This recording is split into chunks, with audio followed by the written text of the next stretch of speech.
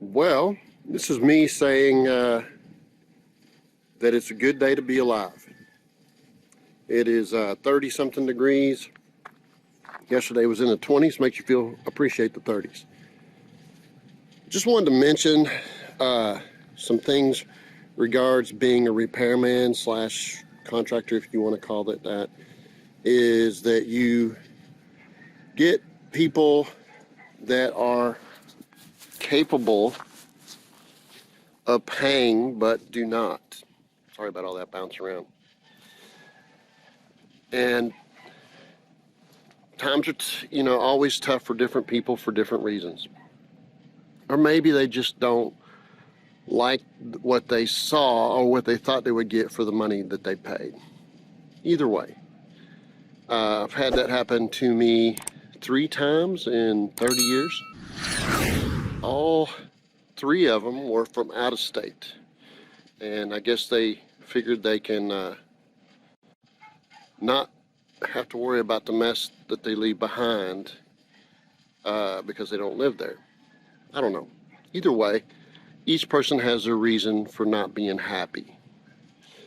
But as the technician slash repairman, you have to think about protecting yourself quite often. I have never been to court. I've never had a settlement. I have been to court for another company that I did work for, and I took over their project and straightened it all out. But the couple still wanted to try to make some money, get it all their money back, even though they got substantial increase in it was a young couple, and some other family members gave them a lot of money, and they had spent most of it. So anyway, they didn't win because it was preponderance of evidence that we were working hourly, and they had control of the quality. That if they didn't like it, they could say whatever. It was. I've since seen those people briefly at Fayetteville on the Square, and we shook hands. Everything was good.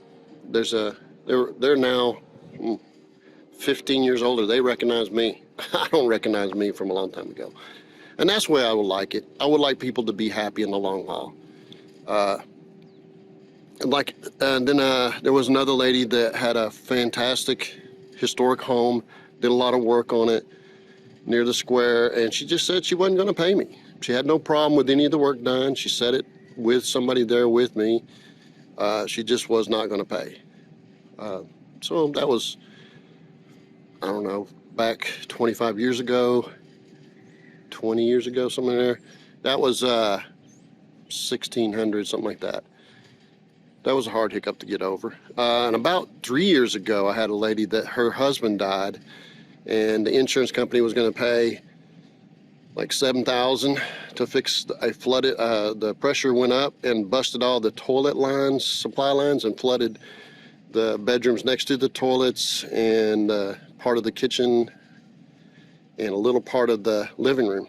And the insurance was going to pay like $6,000. Well, you couldn't do all that for $6,000. So I had to talk with the insurance company by her request, and she lived out of state in Wichita or something. Nice lady, super nice lady, raising her grandkids. I did a bathroom remodel for her. I changed which is obviously not part of a busted water line, but I changed the bathtub and the shower, put in a nice surround. A lot of extra things. Found an additional link that had been leaking for many, many years.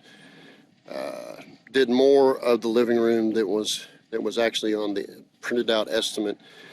Ended up being about $1,900. Well, she sold the place and didn't pay either. And I kind of understand, but still. And I think there's a third one that, no, that's it. That's 3. 3 in nearly 30 years.